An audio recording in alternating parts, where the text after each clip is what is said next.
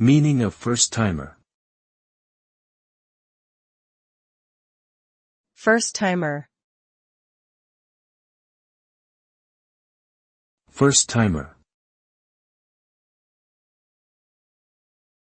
First-timer. First-timer.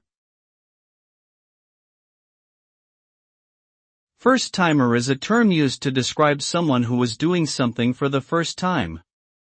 It is often associated with a sense of novelty, excitement, and uncertainty. A first-timer may feel nervous or intimidated about the unfamiliar experience, but they also have the potential to bring fresh perspectives and ideas to the table. Being a first-timer can be both exhilarating and challenging, but it is ultimately an opportunity for growth and learning.